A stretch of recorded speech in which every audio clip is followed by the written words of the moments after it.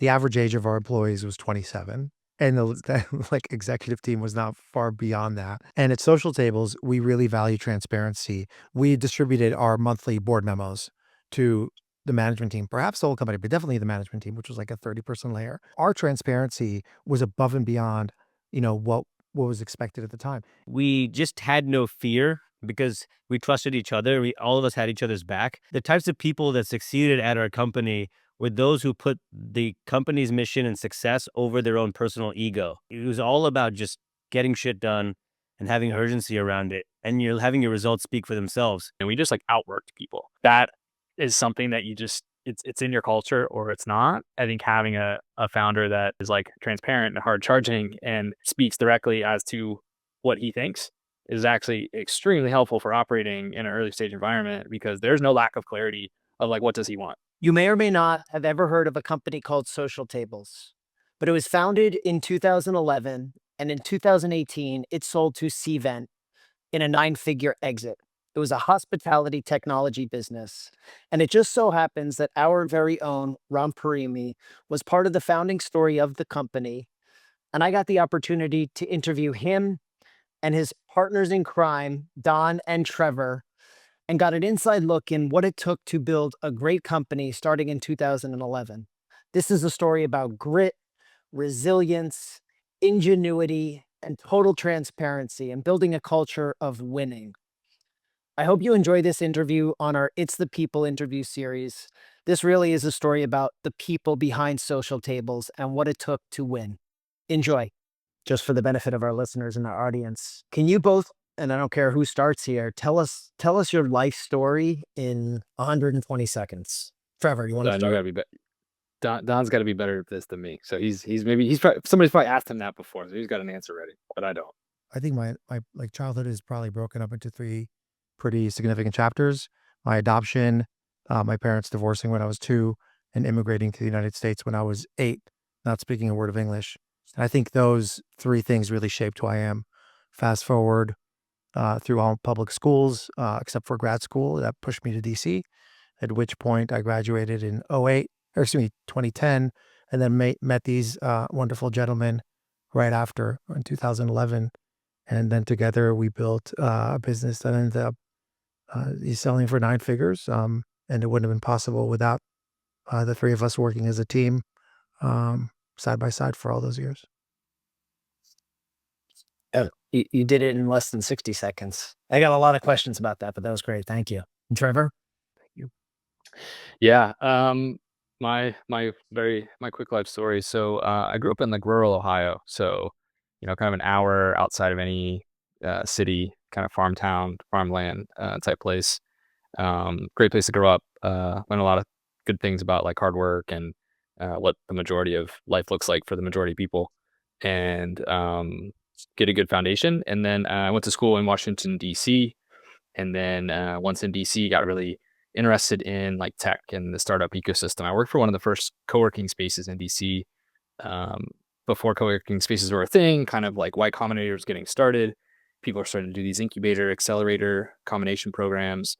And I just thought it was amazing watching people come off their day job, show up at this co-working space at 6, work till 2 a.m. to try to build a company and make something happen. And it was just really inspiring, really motivating. And then I did a couple, short stints at tech companies in DC, and then connected up with these guys to start building SocialTables, which was kind of the, main piece of my career that's been really exciting. So yeah, that's it for me. Awesome. Trevor is also the world record holder in downhill skiing. It's not true. It's not true. You Google it, you'll find something similar to that. No. And Ram, I guess your life story, 60 seconds.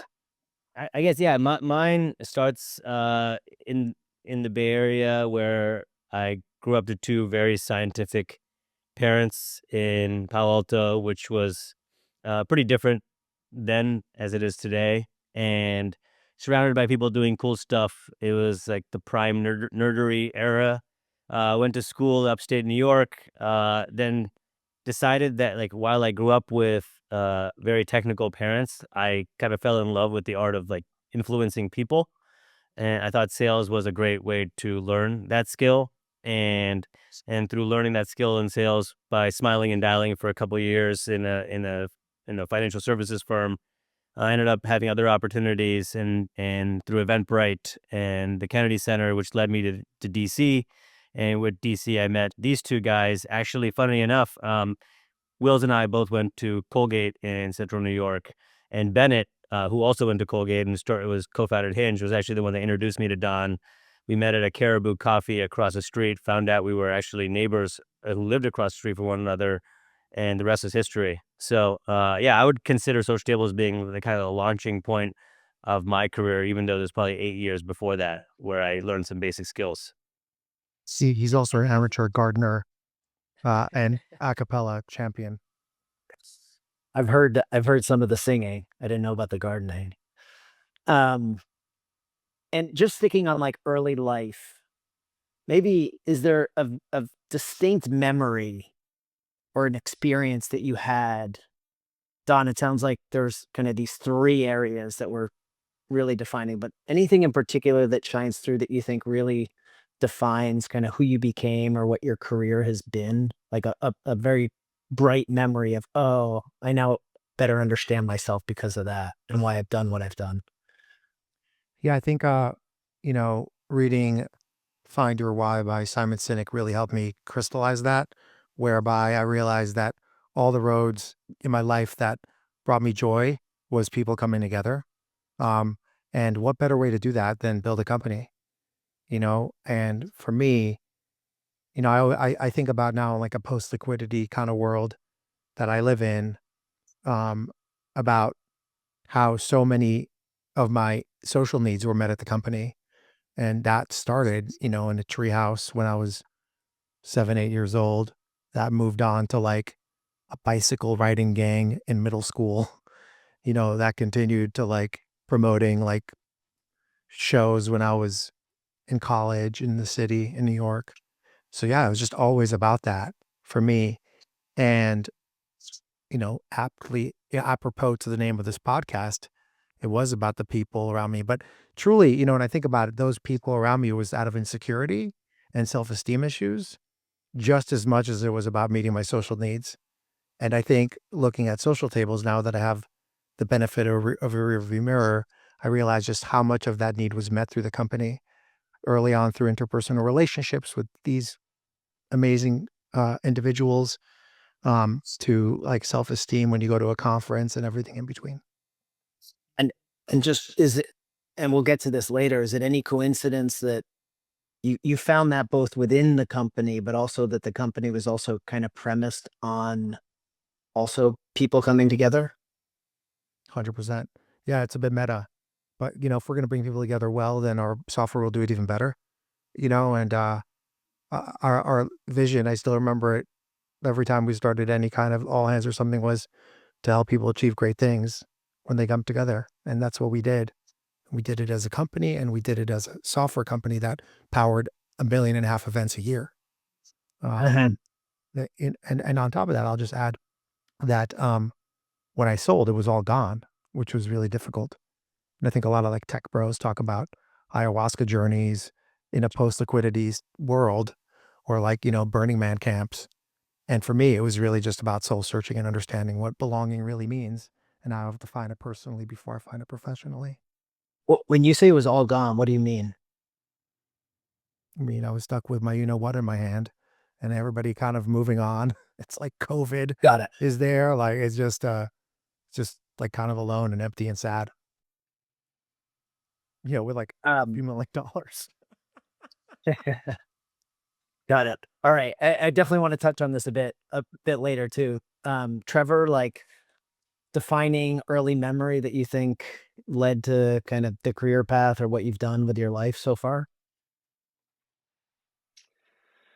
Um, no, the one thing that kind of comes to mind is I was uh one of my first internships where I was like, man, this is really really cool. Was at a company called Living Social. They were one of the kind of the early kind of Groupon Living Social kind of daily deal space. They were growing like crazy, and just being there and seeing like how fast a company can grow, seeing the people that kind of like started there early and like the amount of cool stuff they could work on and the amount of scale and like they get to launch something and millions of people get to interact with it or buy it and you can like influence stuff in the real world from building a company. You can help company, they were helping companies, get business and advertising and new customers and helping, brands like launch products. And it was just really cool to have a front row seat at like, wow, like you can really touch a lot of the world, a lot of the economy, a lot of people by building something like that. And so there's this cool like wow effect externally, but then inside the company too, you're realizing like these are just normal people just trying to like do something fun every day, trying to build something cool, trying to make something happen. And it kind of clicked like wow, like you, you could do this. Like you can just like have an idea and you can just work really hard and you can go try to do all these things that most people look at from the outside in and go, wow, that's amazing. I could never do that. But like, I think it dawned on me as like, no, you actually can do that. You just have to like get up and do it. And so I think that small amount of time at Living Social was really eye opening because everyone's so approachable. You could talk to the execs and the founders and they were walking the hallways. There's no desk or sorry, there's no offices. And, you're in conversations. And all of a sudden I'm like interacting with people that kind of in my mind from a, small farm town, rural beginning. It's like, I didn't know a CEO. It was just small businesses or you're a teacher, a fireman, a policeman, or a farmer, right? Like that was kind of it. Those are the jobs. And then all of a sudden you're realizing like, wow, there's a lot out there and there's a lot of really cool people, building fun stuff. So that was a great aha moment for me. It sounds like Shout the out, world. What is it? I said, shout out Willowick. Wilmington. Willowick. Is that your town? My hometown is Wilmington, but Willowick is also a town. It's where my dad's from. Don misses us up every house. Yeah. It's halfway between Cincinnati and Columbus. There you go. There you go. Hey, Trevor, it's Can I just double click? Can I double click Yeah, something Trevor said? totally, That's please. super important. I feel like I still remember to this day the email, a cold email I got from Trevor.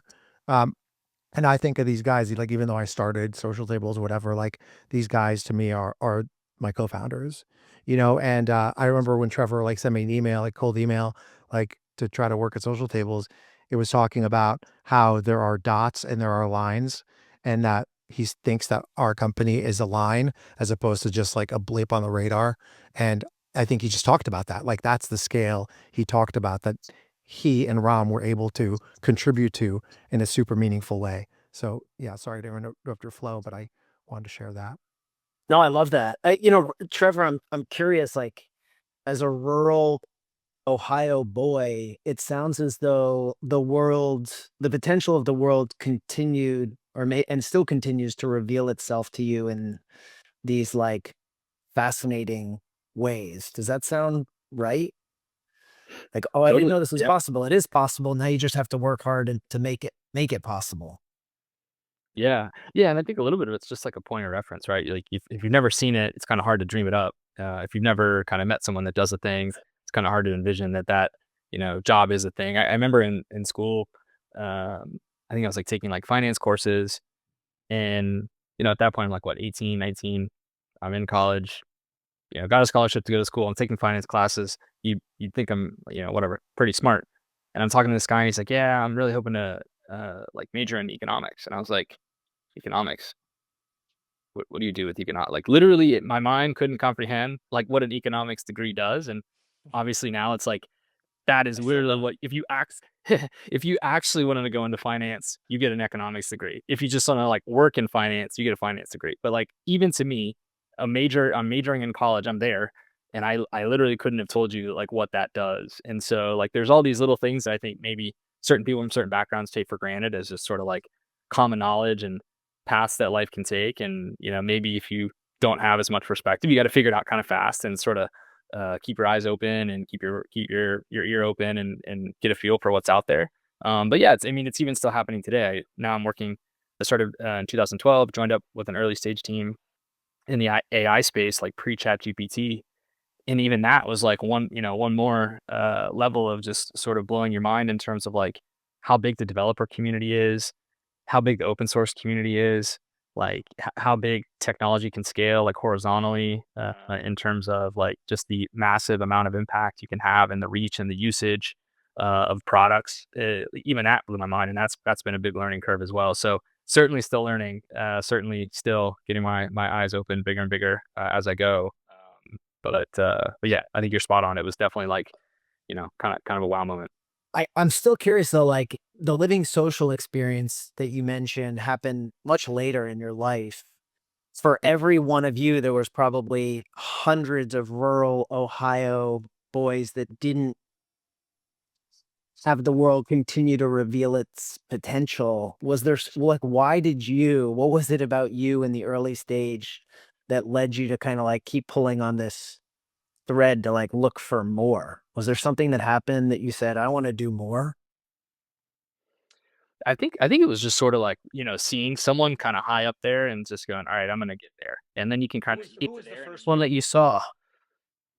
the CEO of Living Social, Tim O'Shaughnessy, he went to Georgetown, and he like built that rocket ship fast, and it was amazing. And he was relatively young at the time and super approachable, very nice. He even sat down with me for 45 minutes just because I asked to learn more about him and how he built the company. And that like that was it was like, okay, he can do that. I could probably do that. I know him. Like I was in a room with him. Why couldn't I do it? Like why couldn't I try to make something like that happen? Right? It's not this untouchable person that you see in the news or you see on TV. It's like no, real person in a room with me talking to me. And it kind of makes it click. Like, yeah, okay. I've met someone that's there. All right, I could probably shoot for that. Like let me see what I could do. So yeah. That's awesome. Wrong. Any kind of early memory define who you've become, what you've done? I think for me, it was a lot to do with the fact that my parents were super educated and came here, but their natural predisposition was to play it safe. And, and not because they had a choice, because, coming here on a visa, you're trying to build a family, you have to get to get a green card, then get citizenship. And like, you're not trying to rock the boat. But the next generation, the point of that is that the next generation gets to take leaps that they weren't able to take. And, I think that's all well and good, but the reality was like going to Colgate was probably my biggest risk in going across the country to the middle of nowhere where most of my friends were staying in California, and then trying to build a new friend group from scratch, which I'm capable of doing, but it was a different culture I was walking into, not a culture I knew at all.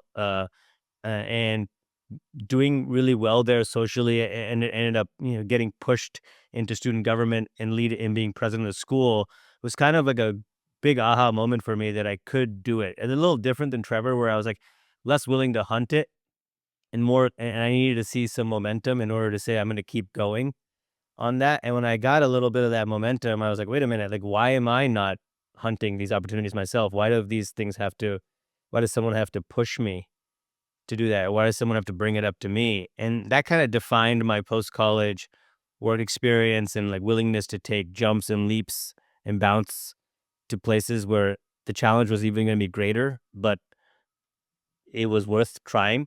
And I think that defining moment was seeing my parents, take the right steps they need to take. Like, what is it for? And I think this is what it's for: is to go try something big and hairy and go make it happen. And so that was like that would probably be like one of the most important 4 years. Some people always wonder what you get out of college. That was what I got out of college was. And were your parents open to that, or were they like the traditional, you're going to be a doctor, lawyer, you know? Absolutely not. No, yeah, I think I broke every rule in terms of professional career pathing. Like I never stayed at the same place, that long. I was always looking for the next opportunity. So yeah, I did the opposite of what they expected. But that's also part of it was that, there is another way. It isn't just one way. Got it.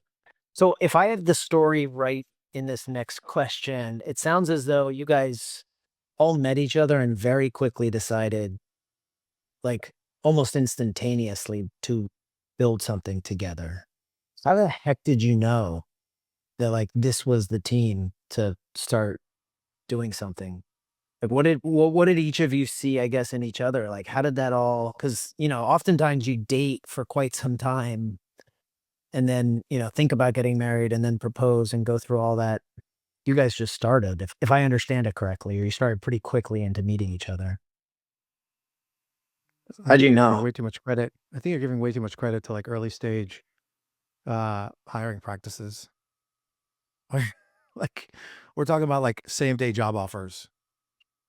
I think But you had to have some feel, right? Or there was some radar that you were using. No, It's a gut. you just got You know, lucky. like, yeah, dude. I mean, I can't like. Sorry, I know I was gonna jump in. I can't. I'm not gonna like waste time. You know, going through like 10 rounds of interviews and like I don't know, like coding exercises or whatever. You know, like if somebody's gonna program something that I have a vision for, like when I have no programmers, I'm like, great.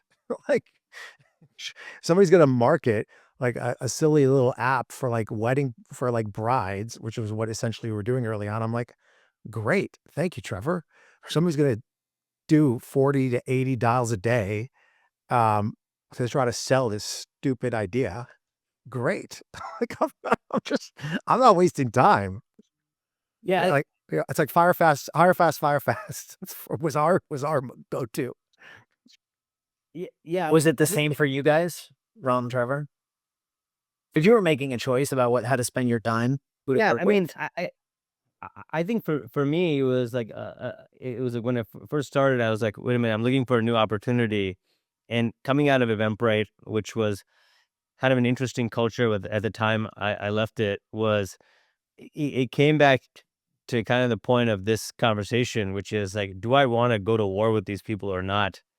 And when I remember when Don and I first met, it was not a it was not an interview, to Don's point. It was basically a conversation of like, here are the things that I'm looking to do. Are those things interesting to you at all? And do you want to do them?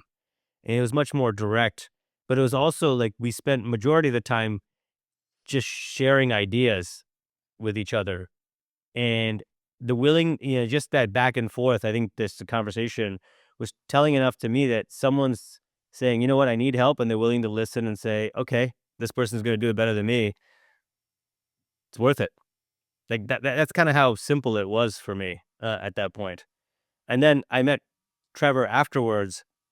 And I think I mean, Trevor and I, when we first met, I was fundamentally like, who's this 21-year-old telling me exactly what to do? And I've been doing sales for a lot longer. Or like, I think he sold the first deal because I was out at lunch. He'll never stop telling me that. And it was like an inbound lead, and I went to get lunch. It was like a church, I think, that did a church event seating chart for like $1,700. It was like one call close for Trevor.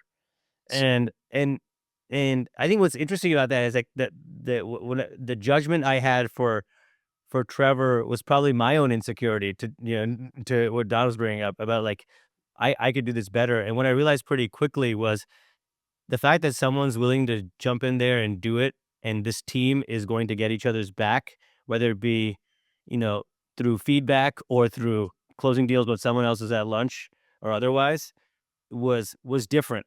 And the fun fact for us, candidly, was we were in like an incubator with those 6 other little cubicles next to us, and I saw what bad looked like every day. So they were literally next to us, and so we had this beautiful thing where we were like fun. And I'm not going to speak for all these other companies, but it just didn't seem like it was going that well. And Actually, Hinge was there. yeah, Hinge was there. Yeah, Hinge Yeah, was down. Justin. Yeah, and that was like, but like we had others next to us who were just like, this doesn't feel right. They're forcing this relationship. And we just came together naturally. I think it was just because we had this I don't know, for me personally, I'm rambling a little bit, is like, it's kind of like this is going to work or this is going to totally fail. And we have 3 months to figure this out. And that's it. Just work every day. Yeah. And I think to Don's point, like, hire fast, fire fast, but it was also like one of our core values was like fail fast. Mhm. And so, I think everybody had the same mindset, which was put in the effort and the energy and the time, try to make the thing happen.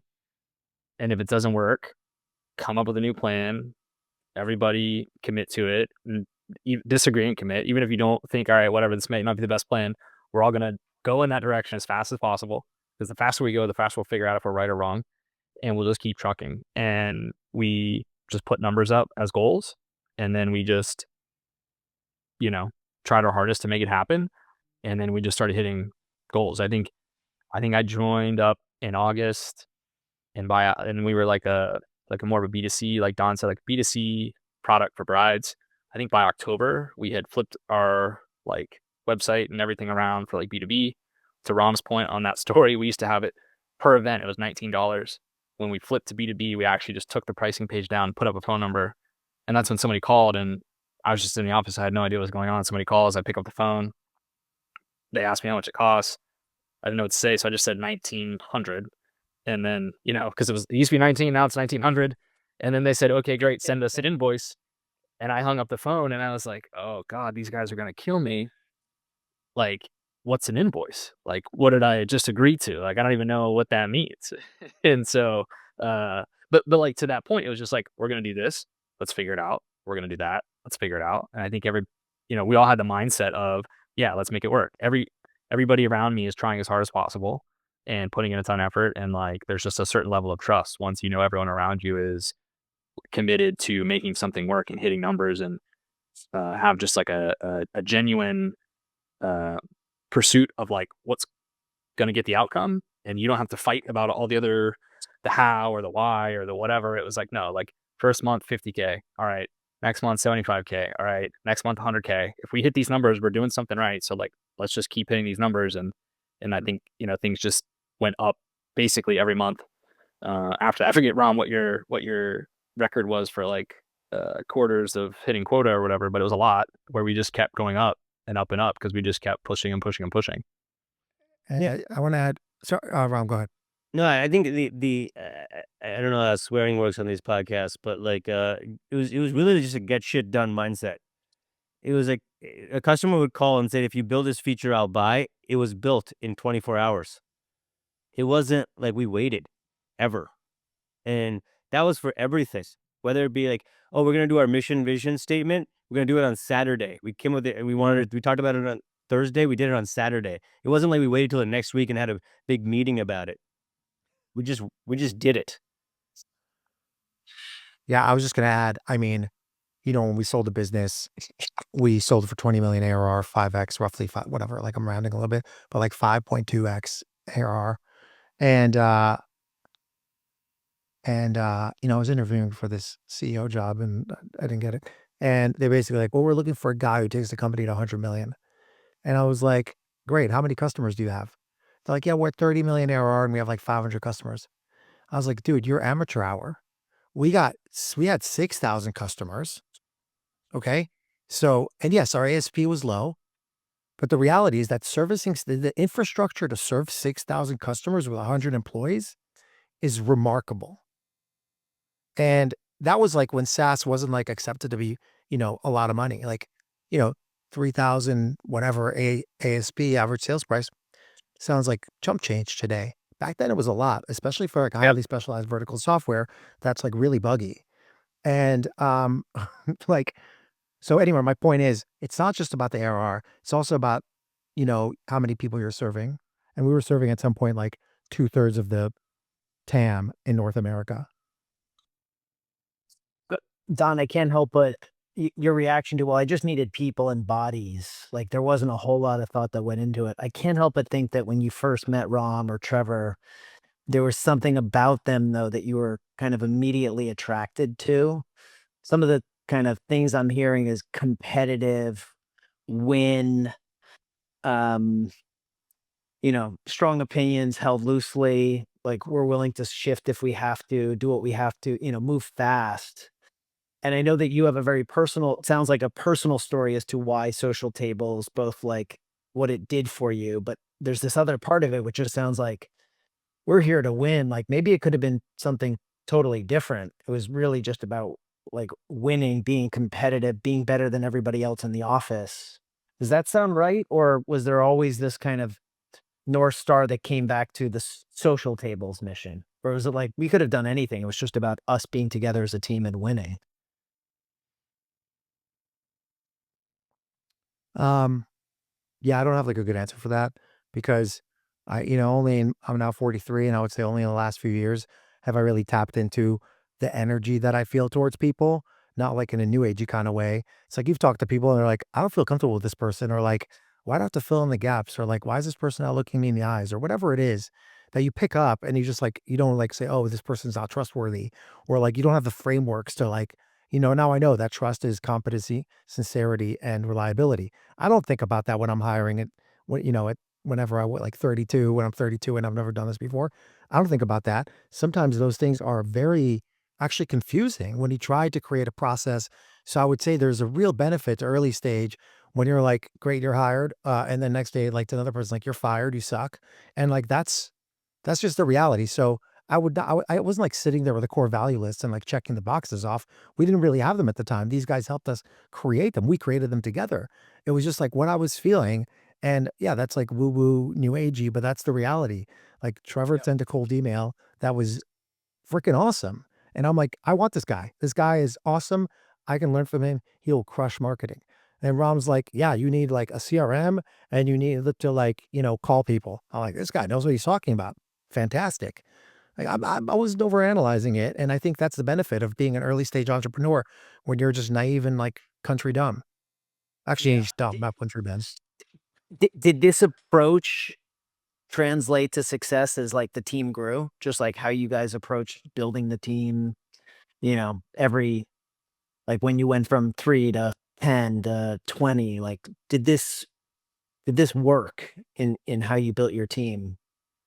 Or did it only work at, for the first 5 and then all of a sudden we ran into all sorts of challenges as we scaled? That's a great question. I'll take it and then I'll let these guys add in because I was really the one who tried to focus on execs and they were definitely a huge part of that. But man, I was terrible at hiring mid stage and, late stage of the company's life cycle. I mean, to this day, I regret all these people who we brought in that overpromised, underdelivered, misrepresented, and yeah, like, am I resentful? Like, probably. Like, I'm doing my 4th step in my recovery program, and like, it's about resentments, and I'm realizing how long my resentment list is. But, um, I don't know what to tell you. Like, no, I think what I just walk people through is completely does not work later on. That being said, I'm not sure that we perfected that system whatsoever. And given that these guys have been in the workforce post social tables and I haven't, I'm sure they've figured out way better things.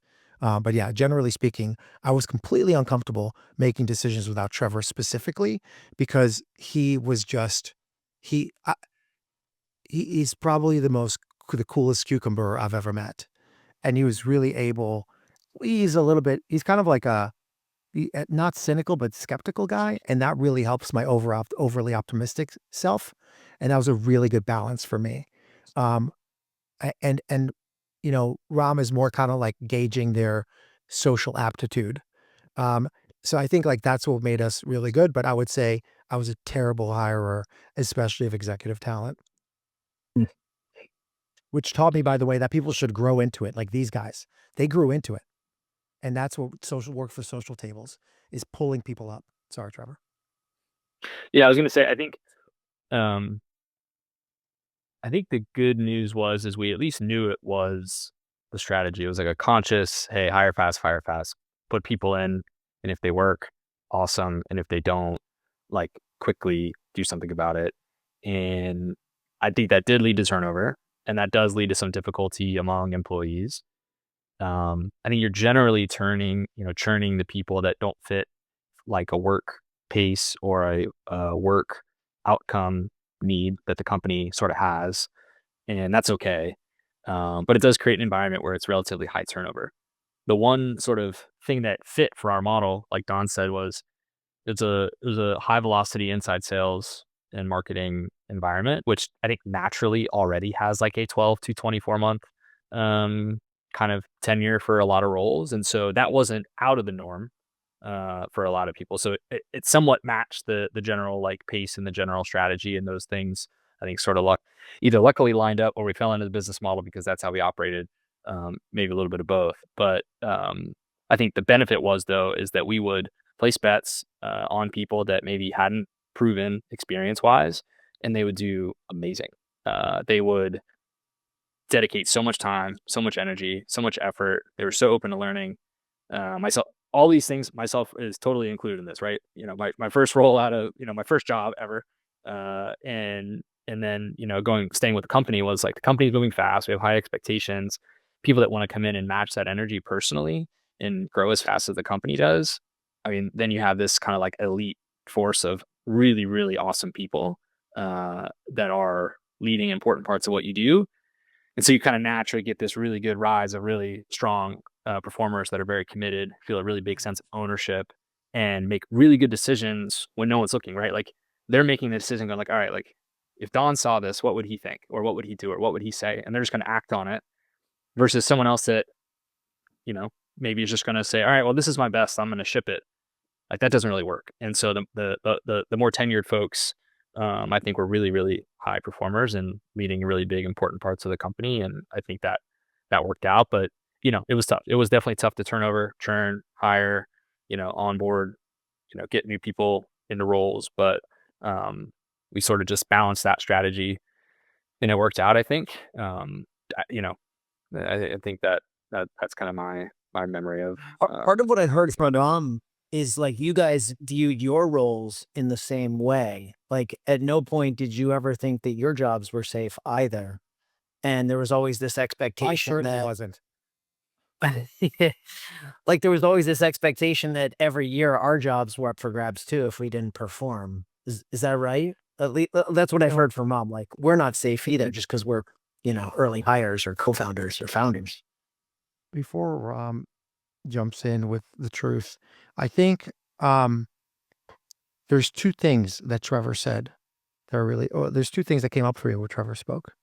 The first one is when it comes to attrition, and ours was really bad. I think it was like 30s or 40s. And when it comes to attrition, I take some responsibility for that because of my leadership style at the time. Was hard charging. Um, what you're experiencing now is probably 50% velocity.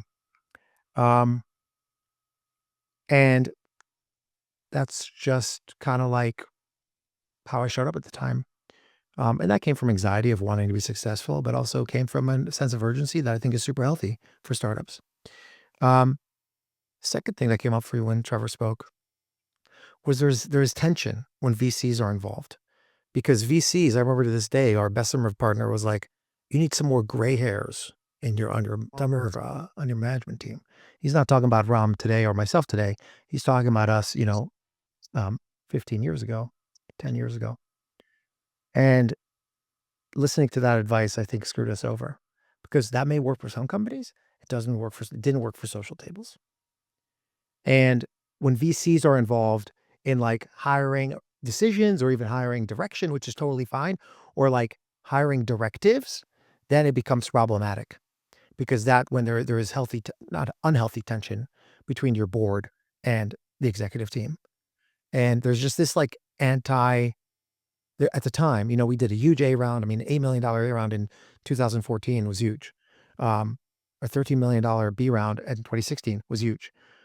So it was just the time where I think there wasn't as much respect for early stage or sorry, first time founders as much as there is today. I don't know. I'm not sure that's an opinion.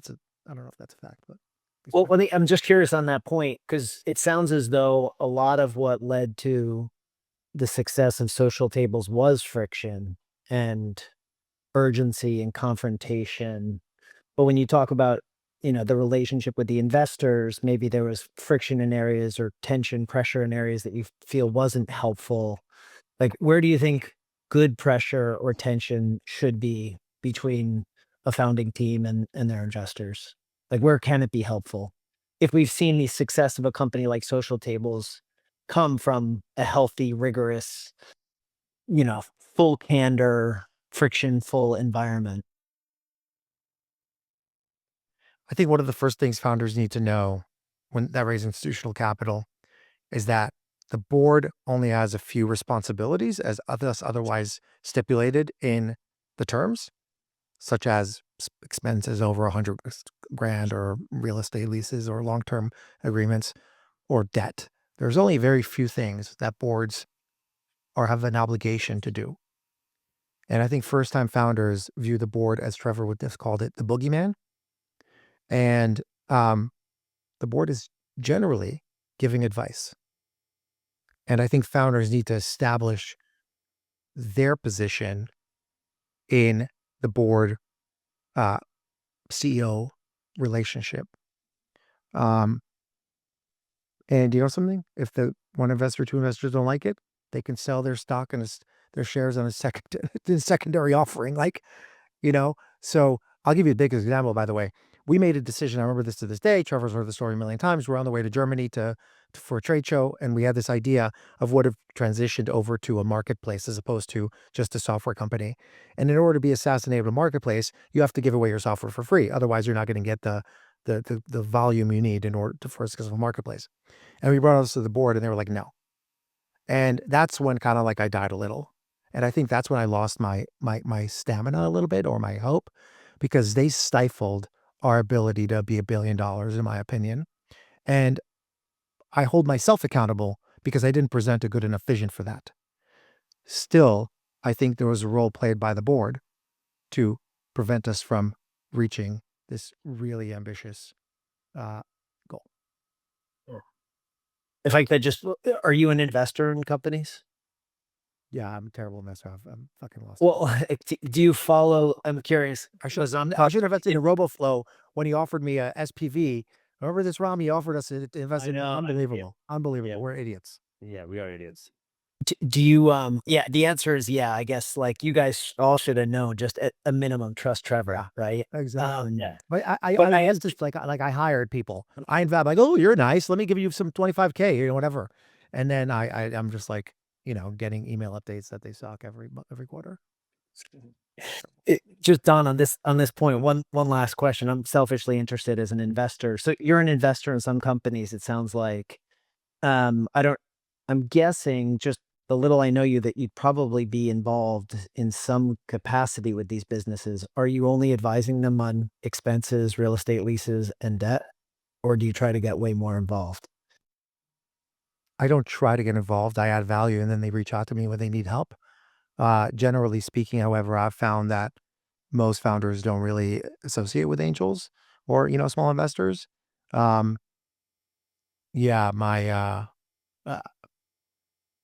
I don't really, I own a cleaning company, and that CEO and I work pretty closely together. He's got 10 points, I have 90, and he's got it increases over time, but he and I work very closely. He's awesome. He's coachable.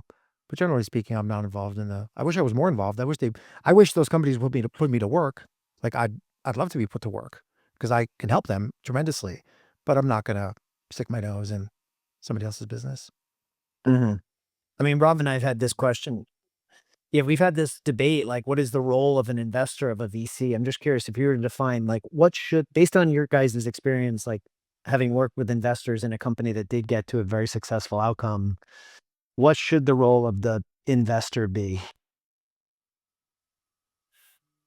I mean, I'll say uh, it was a difficult part of the relationship, but I think it was actually very important. Was once we raised the Series A, we got very serious about metrics across the business and how are things growing, how are we improving different metrics, how are different teams tied to different metrics, and we had that kind of hire fast, fire fast. We had that high churn environment, and the only reason that worked is because our logo retention rate for the first 5 years was 97% logo retention rate. Our revenue retention was 125%, and so we had the right product, we had the right system to bring in the right customers and retain them and grow them, and that made it so that a lot of other things could kind of go wrong. But we had this base of customers where every time we added them, it was pretty sure that we were going to grow them. And that was huge because then we could work on other parts of the business, tune things, figure out how to grow faster. But those initial investors, I mean, since, I don't know, 2014, I have had a monthly quota every single month of my life since then. And at this point, I realized that's way better than not having a monthly quota that you are busting your ass to hit on all metrics. How many new users, how many leads, how many MQLs, what's your pipeline, what's your close one, what's your expansion, what's your renewal? Caring about that a lot every single month matters so much in a SaaS business that it was really difficult at the time. Absurdly high stress, insane amount of work hours to do it, a ton of scars. a ton of missed hanging out with friends and things like that. But like, I think that was huge for us, and I think it's super important for anybody that wants to do something. Is like you got to just hit metrics constantly. So just get used to it. Get used to it. Sucks. It's really painful when you don't. It's really awful when you don't. There's a lot of consequences when you don't. Like we said, like our job was up for grabs. Like we knew that. Like if you don't perform, you know, why would you get to have your job for forever? That doesn't make any sense. So, that was really hard, and that led to a lot of difficult internally and external conversations. But I really think that was like a driver. So maybe if I did that now with 10 years or so of experience, I could handle the stress a lot better than I did back then. But I think totally worth it. And that was a good thing from the board, even though it was super painful. For the record, Trevor looks exactly the same, so I'm not sure what he's talking about. Yep, I agree. Yeah. Yeah. Hasn't aged a day. Do you ever think managing a company, even at Series A, to such rigorous metrics may prevent, like, to your point on the billion-dollar outcome, and all of a sudden you just start measuring to, like, a more narrow outcome? Or do you think by hitting those metrics and success, nothing like the feeling of, success to lead to more success? I mean, I feel like, you know, first of all, I think that we realized it was a good outcome. I think angels realized it was a good outcome, 11x. I think VCs are like, I got like 2.4, 2.5. I don't think it's a good outcome. So I think first of all, like there's to be like some expectations with VCs. Like, hey, this is 2 to 3x. Like, are you sure you want to like be in this business as much? Like, you got some unicorns that you got to deal with, so that's kind of like probably messaging for investors. Um, you definitely don't want some Walking Dead, but you certainly just want to make sure there's at least like, you know, like a no return or like, get your capital back or, a little bit. But anyway, my point is that, I think what was difficult is just as we grow, right? Just like we all grew during those 10 years, um, they grow and they're like, well, and the context changes. So maybe early on, it's like crazy ARR, ARR growth, triple digit growth. Then it's like, wait a second, break even. Then it's like, oh, rule of 40. Then it's like magic number. It's like changing that all the time is a bit difficult on a company. And especially what's very important, and Trevor really identified this early on, I believe, is that the culture of the VC is very important because at Bessemer, for example, every partner is basically a one-man fund. And there is a real rigorous, there's a partner meeting on Mondays and everybody got to show the portcos. So the culture really depends a lot on it. And it's like our role was not just to be successful, it was to make the VC look good almost. And that's challenging. And Trevor's absolutely right. I mean, being with Bessemer, I'm like, like reading their white papers and stuff, that like was awesome. I have the lingo I have today because of that. And I'm incredibly grateful. I'm also on, anti-anxiety medication because of them. So it's like it's good in the bad and the ugly. Yeah. I mean, part of what you're saying, rule of 40, magic number, it's like, the target changes a lot. I can't help but wonder if part of the reason the target changes is because there's fear or they lack, a long-term focus around what they're trying to do. Or they get worried about a company's potential outcome and then say, we just got to figure out how to ensure we can harvest the value of this and not have a total loss. Yeah, but I mean, VC right now is an asset class. It's like one of the worst performing asset classes. So um, Yeah. I'm not like really sure. I'd rather invest in like the market over the last 3 years than I would in a VC. I think that same top-down mindset. You go to a board meeting, you have a younger leadership team being influenced by what we see as smart, super capable, are very influential people. You come out of a board meeting, and then we might make some pivots. What we find is like there's only a few people that can handle those pivots inside a 100-person company, and I think that's where you really lean on probably like 10 to 15 people more than anybody else in any given quarter. Now, doesn't mean the rest are not valuable. They're super valuable. They're more specialists. You just can't go to them with the pivots. And I think the better companies I've been a part of have like maybe 40 or 100 of those people, 20% of their employee base is able to handle those pivots versus 10%.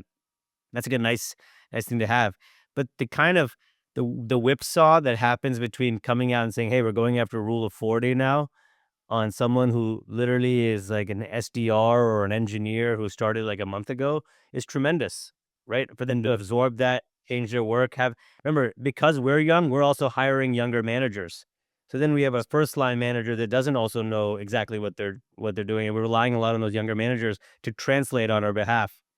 And so that's literally the waterfall effect of a board meeting inside a fast growing startup is you just have a whipsaw effect through the ranks, top to bottom. I'll also add to what Ram said is that the average age of our employees was 27. Yep. Um, and the like executive team was not far beyond that. Um, and at Social Tables, we really value transparency, almost to the point that it was detrimental to some of what Ram is talking about. Like we distributed sanitized board decks after a board meeting. We did like when I say sanitize, we removed like, performance reviews and stuff. We distributed our monthly board memos to the management team, perhaps the whole company, but definitely the management team, which was like a 30-person layer. So, you know, our transparency was above and beyond, what was expected at the time. I mean, additionally, SocialTables was the first company to put out a public diversity report in 2014, back when DEI wasn't an acronym. So, so we were like ahead of the curve in so many ways. Um, I think I got the idea of board decks being transparent from Marissa Meyer. She did that at Yahoo. And I would finally add that choosing the right independent directors is exceptionally important. Our first independent director was, quite frankly, a fraud. And he was on the board in order to, most likely, this is my assumption, get funding from the VCs that we worked hard to bring in. So every board meeting, he tried to position himself as like an omniscient operator. And he was not uh, fair, which made it more difficult for us to be empathized with and seen at the board meeting. And I had one These guys very don't have jobs, so they're very, they're keeping their opinions close to the vest. Yeah. Although it sounds as though just like general operating procedure at Social Tables was just be open. I actually don't get this. Well, it's like I work with Rom closely now. cleaning up. There was like a people, I don't know, on Twitter there was a popular conversation around like founder mode. Paul Graham wrote an essay, and when that happens, people take the gospel and they run with it. Yeah. And everyone's about founder mode and empowered founders and da da da. And it's like Don is maybe like one step beyond founder mode. Like I don't know what that was, but like super hard driving, had a vision. You got to hit it, make it happen, figure it out. No excuses. Like get the job done mentality. And I think like Ron was saying, like that might mean a change comes and it's going to come fast. But again, like I feel very strongly that none of this would have worked if that wasn't the mentality, because we were young, we were inexperienced, we had a lot of young, inexperienced people, and one of the things that we had that everybody else didn't have was like super motivated workforce, super high energy workforce, people spending lots of time at work to make it happen, and we just like outworked people. And I think that's like that is something that you just it's in your culture or it's not. And I think having a founder that, to Don's point, is like transparent and hard charging and speaks directly as to what he thinks is actually extremely helpful for operating in an early stage environment, because there's no lack of clarity of like what does he want. It could change, but like there's no lack of like what should I be doing right now, or what is most important right now. That was very clear. You might not like that it shifts or the pace that it shifts, whatever. But like that level of clarity, transparency, and point of view is extremely valuable at early stage. Maybe when you get later stage, you can kind of hold things back a little bit, but but yeah, to that moment, like, Don speaking clearly what his mind is, Ram and I just know it's like, yeah, that's the point of view. We don't need to add in, we don't need to contribute ours. Like that's the view. Let's run with it. Let's do this. So yeah. And yeah, Don, and that's super helpful. Go for it. I think Rom's mic is like really low, so every time he tries to chime in, we need to like give him space because uh no, I would just say like my urgency muscles. Where's that in the human anatomy? Or your glutes, if you will. It's like the spirit of challenge. You think about a bunch of stuff. Like you think about going for a run, but literally just move like that. Those urgency muscles were built for me at Social Tables, and specifically built between like 2012 and 2013, the first year that I was there. And I don't think I think it's to the question of like where do you find people? Like I think those are the people that succeeded at social tables were the ones who had urgency. People who failed just didn't have urgency. And it doesn't mean that we were always looking for them to get it right. We just wanted them to start. Because that's what it was about. It's kind of like it's a theme of I think what I understand from this call. It's like just pick a person and put them to work, and then start. And in the same way about like a marketing, like a website going from B2C to B2B, picking up the phone and getting someone to buy something, just start. It was like I think we just had no fear because we trusted each other. We all of us had each other's back, and the types of people that succeeded at our company were those who put the company's mission and success over their own personal ego. That's what that was a big thing that I saw. There was like very little ego. It was all about just getting shit done and having urgency around it, and you're having your results speak for themselves. And then you get cheered on at the happy hour, on every Friday night. Don, I'm curious, just in light of this, if you were to go start Social Tables 2, like your next thing, anything in particular now that you have some perspective on it that like one thing you'd do differently, but that you don't think would destroy, what was required to succeed and create urgency? Like looking back on that experience, how do you not destroy the magic that was required to be a success, but maybe something that you'd approach differently on the next venture? I think that's a question to my uh wise beyond their years co-founders. I would love to hear that from them. I have started a new company.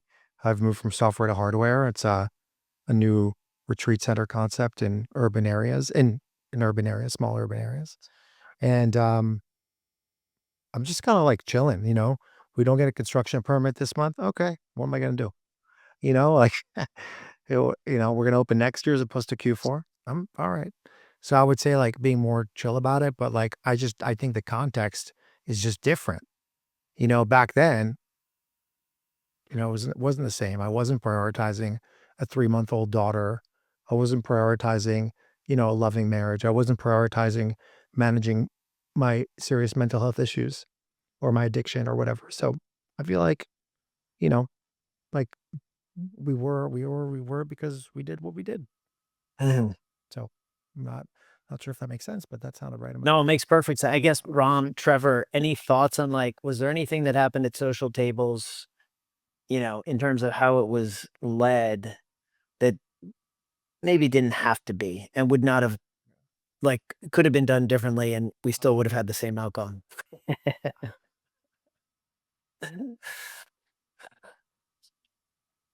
And maybe not. Maybe this is just what's required. It's impossible. That's impossible. Yeah, I don't. I think we did what was required. I think urgency is probably a double-edged sword in the sense that sometimes you go a little too fast on a couple things, and so like, but I see I see I see Social Tables 2.0 being pretty similar, but with more conviction about the larger goals in mind and not letting anybody else influence that. That's probably the biggest takeaway I would have.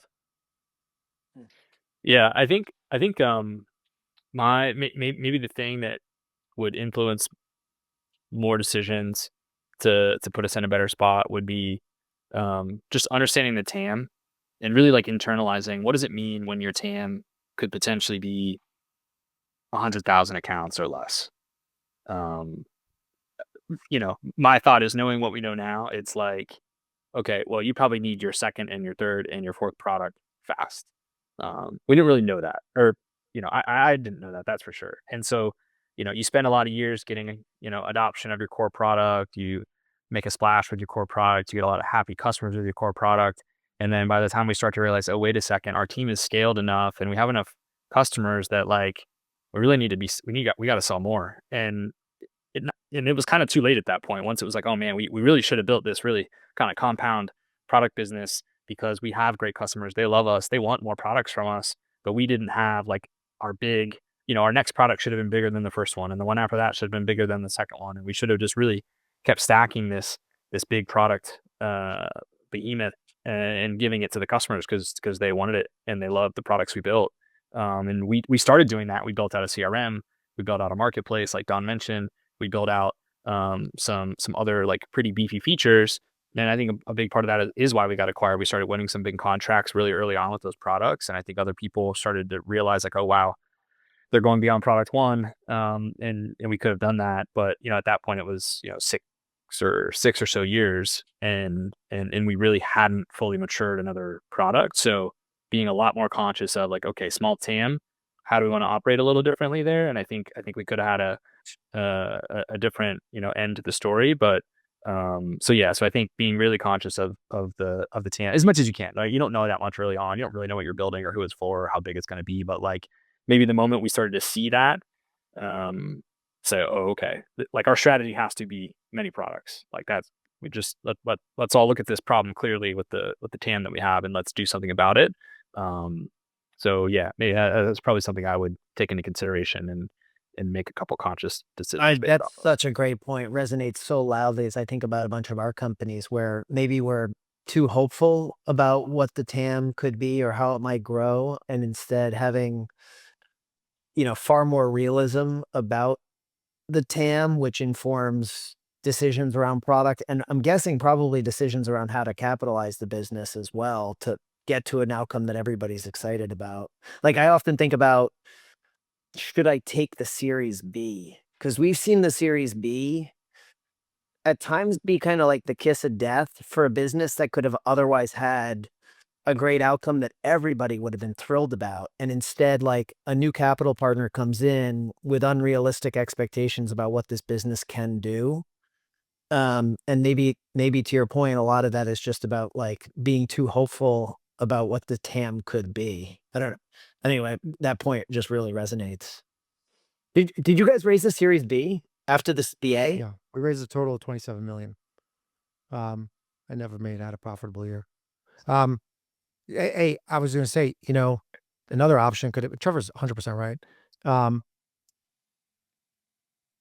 Another one of the things we try to do as we were kind of testing the market for a potential exit is we could have done a roll up, and I think we would have crushed a roll up.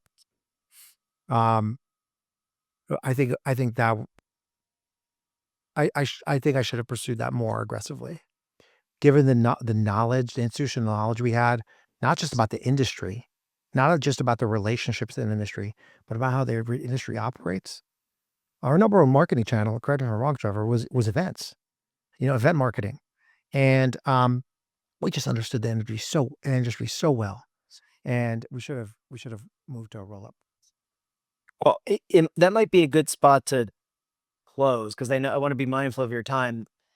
I can't help but think your point about maybe we should have, you get to be on the winning side of those questions, whereas I think too many founders are on the losing side of those questions because they didn't stick the landing on the exit. And, whether or not your VCs are jumping for joy or just happy about the outcome, I'm guessing like this was a huge, meaningful piece of your lives that had a huge impact on lots of customers, on lots of employees. And it's a story that is not easily written. You don't see many of. And I guess I just hear you saying we could have, we should have.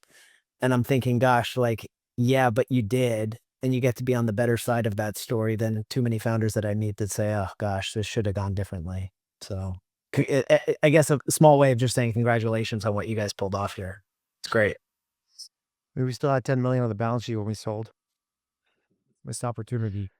Yeah, but that's a good example of the general mindset of operating is like we look at a great outcome that by, like you said, by all measures and reasons is like an awesome story, very successful, like very good outcome for everyone involved. But I think we all, of course, just because of how we're wired, is kind of like, well, could have been better. I could have done better. I could have done more. You know, Yeah, now SaaS is like washed up.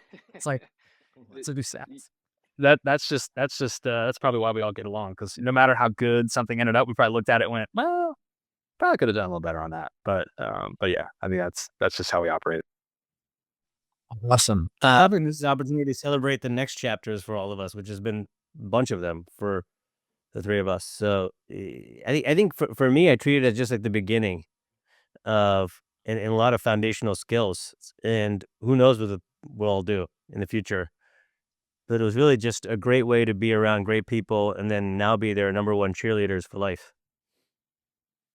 I hope the people who get to listen to this take away from it, if nothing else, just the type of people that you guys all are, and then how that translated into the kind of company that you built, which may just be what is required to become successful.